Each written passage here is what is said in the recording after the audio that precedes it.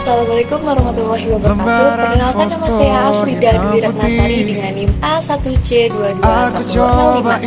Di video kali ini saya akan menjelaskan makalah yang telah saya buat. Nah, pada video sebelumnya saya menjelaskan mengenai definisi, prinsip, dan hakikat belajar. Namun pada kali ini, di video kali ini saya akan menjelaskan mengenai teori-teori belajar dan pembelajaran.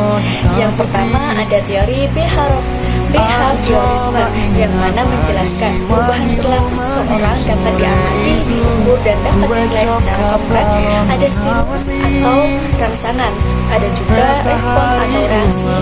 Adapun contohnya seperti seorang mahasiswa dapat menyelesaikan tugas dari dosen dengan cepat dan benar apabila dapat stimulus berupa nilai A. Begitu juga dengan hadiah, hukuman, dan faktor penguatan.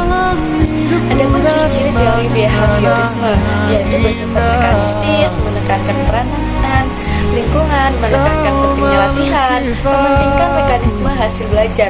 Ada juga hasil aplikasi teori behaviorisme terhadap pembelajaran siswa, di mana guru menyusun bahan pembelajaran dalam bentuk yang sudah siap materi, disampaikan secara utuh oleh guru.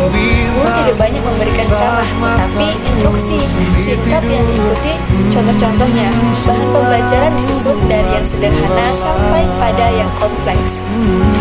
Pembelajaran berorientasi pada hasil yang dapat diukur dan diamati secara diamati. Kesalahan harus segera diperbaiki. Pengulangan dan latihan digunakan supaya perilaku yang diinginkan dapat menjadi kebiasaan.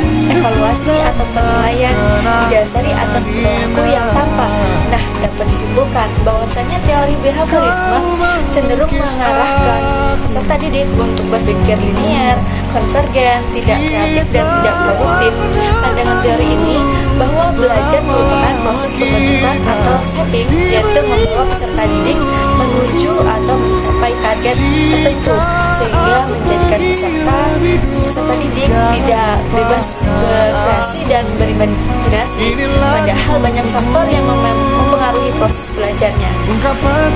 Lalu ada yang namanya teori humanistik, di mana teori ini memandang manusia sebagai subjek yang bebas untuk menentukan arah hidupnya.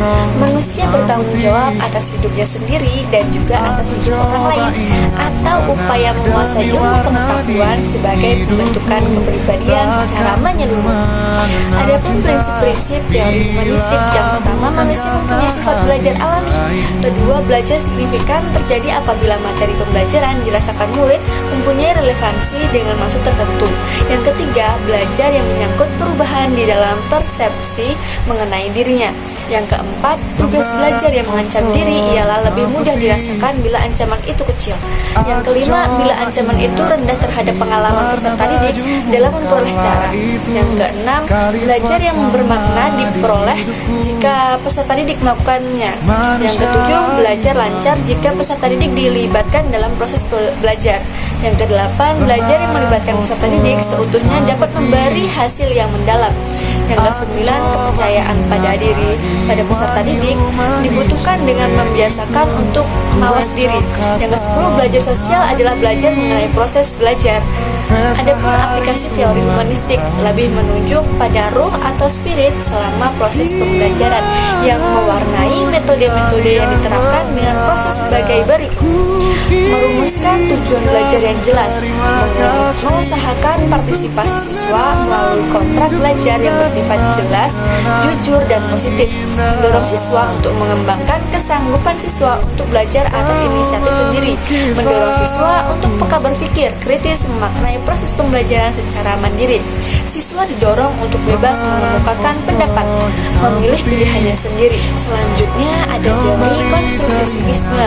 Teori ini percaya bahwa siswa mampu mencari sendiri masalah, menyusun sendiri pengetahuan melalui kemampuan berpikir dan tantangan dihadapinya, menyelesaikan dan membuat konsep mengenai keseluruhan pengalaman realistik dan teori dalam satu pengetahuan utuh.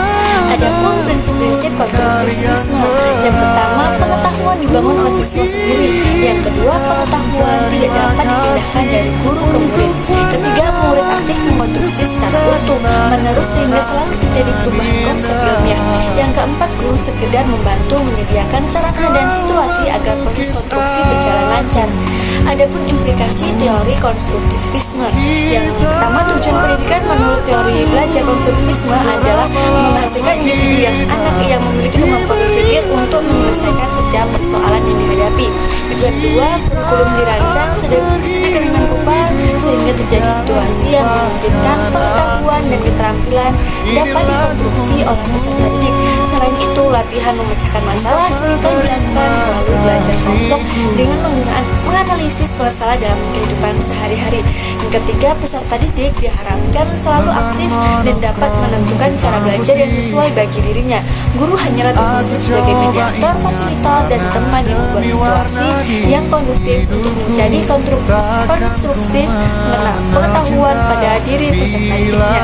Mungkin cukup sekian yang dapat saya sampaikan. Apabila ada kesalahan, saya mohon maaf sebesar-besarnya. Saya akhiri, wabillahi taufiq wal hidayah. Wassalamualaikum warahmatullahi wabarakatuh.